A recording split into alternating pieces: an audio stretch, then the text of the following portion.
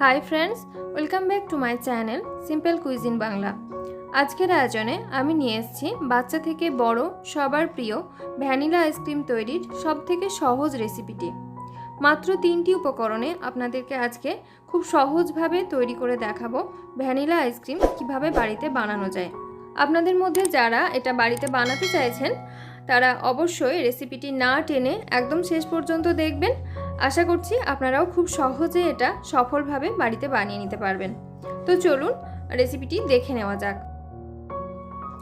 প্রথমেই আমি একটা ছোট বাটির মধ্যে নিয়ে নিচ্ছি 2 টেবিল চামচ পরিমাণ ভ্যানিলা ফ্লেভারড কাস্টার্ড পাউডার। এর সঙ্গে অ্যাড করে দিচ্ছি 1/4 কাপ রুম টেম্পারেচারে থাকা মিল্ক। এবার এই দুটোকে খুব ভালো মতো করে মিশিয়ে একটা সাইডে রেখে দিচ্ছি। এখন একটা প্যান নিয়ে তার মধ্যে অ্যাড করে দিচ্ছি 500 ml ফুল ক্রিম মিল্ক। এটা অবশ্যই ফুল ফ্যাট মিল্ক হতে হবে। অ্যাড করে দিলাম 100 গ্রাম সুগার। এটা আপনার স্বাদ অনুযায়ী চিনির পরিমাণটা বাড়িয়ে কমিয়ে নেবেন। এবার এটাকে মিডিয়াম ফ্লেমে নাড়াচাড়া করে দুধটা একটা বলক আসা পর্যন্ত অপেক্ষা করব। 2-3 মিনিট দুধটা ফুটে গেলে এইবারে অ্যাড করে দেব কাস্টার্ড পাউডারের মিশ্রণটা একবার একটু নাড়িয়ে চাড়িয়ে মিশিয়ে নিয়ে তারপরে এক হাতে অ্যাড করব এবং এক হাতে এটাকে মেশাতে থাকবো, না হলে নিচেতে দলা পেকে যেতে পারে। আর এইটা দুধের সঙ্গে মেশানোর সাথে সাথে দুধটা কিন্তু ঘন হয়ে আসবে, তাই অবশ্যই এটাকে নাড়াচাড়া করতে হবে, নাড়া বন্ধ করা যাবে না। 4 থেকে 5 মিনিট এই মিশ্রণটাকে মিডিয়াম ফ্লেমে ভালো মতো করে ফুটিয়ে নেব এবং তারপরে গ্যাসের ফ্লেমটা অফ করে দিয়ে আমি এখন এটাকে রুম টেম্পারেচারে ঠান্ডা করে নিচ্ছি। এটাকে ঠান্ডা করার সময় মাঝে মাঝে নাড়াচাড়া করে ঠান্ডা করে নিতে হবে, না হলে এর উপরে একটা আস্তরণ পড়ে যাবে যেটা রাখা চলবে না। ওই জন্য মাঝে মাঝে এটাকে নাড়াচাড়া করে আমাদেরকে ঠান্ডা করে নিতে হবে। এইবারে কাস্টার্ডের এই মিশ্রণটাকে আমি একটা বোলের মধ্যে ঢেলে নিলাম। এখন এটাকে ঢাকা চাপা দিয়ে একদম ফ্রিজারে রেখে দেব 1 ঘন্টার জন্য। 1 ঘন্টা পর আমি মিশ্রণটাকে ফ্রিজ থেকে বের করে নিয়েছি আর এখন দেখুন এটা অনেকটাই ঘন হয়ে এসছে। এই পর্যায়ে এই মিশ্রণের সঙ্গে আমি অ্যাড করে দিচ্ছি 1 কাপ পরিমাণ হুইপিং ক্রিম। এটা অবশ্যই চিলড হতে হবে।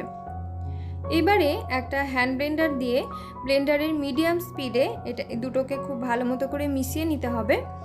মেশানোর সময় অবশ্যই স্পিডটা খুব বেশি জোরে দেওয়া যাবে না, তাহলে এটা লিকুইড হয়ে যেতে পারে।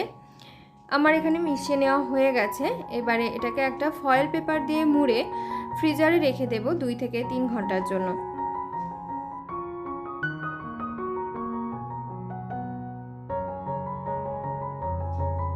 3 ঘন্টা পর আমি এটাকে ফ্রিজার থেকে বের করে নিয়েছি আর এখন দেখুন এটা অনেকটাই জমে গেছে, হার্ড হয়ে গেছে। এই পর্যায়ে এটাকে আমি আবারও হুইপ করে নেব। এটার মধ্যে যতক্ষণ না একটা সিল্কি টেক্সচার তৈরি হচ্ছে ততক্ষণ পর্যন্ত আমরা এটাকে হুইপ করে নেব। অ্যাড করে দিলাম 1 পিঞ্চ ইয়েলো ফুড কালার। এটা টোটালি অপশনাল, আমি দেখার সৌন্দর্যের জন্য ফুড কালারটা ইউজ করেছি। যতক্ষণ না এর মধ্যে একটা স্মুদি টেক্সচার তৈরি হচ্ছে ততক্ষণ পর্যন্ত আমি এটাকে ব্লেন্ড করে নিলাম। এরপরে আমি এটাকে আইসক্রিমটাকে যে পাত্রের মধ্যে জমাবো সেই পাত্রের মধ্যে ঢেলে নিচ্ছি। আমি এটাকে একটু ট্যাপ ট্যাপ করে নিচ্ছি যাতে এর মধ্যে থেকে এয়ার বাবলসগুলো বেরিয়ে যায়, কারণ বাবলসগুলো থেকে গেলে সেখানে ক্রিস্টাল বরফ জমে যেতে পারে। এবার এটাকে ফয়েল পেপার দিয়ে মুড়ে তারপরে এয়ারটাইট করে ঢাকনাটাকে বন্ধ করে ডিপ ফ্রিজে রেখে দিচ্ছি 12 ঘন্টার জন্য।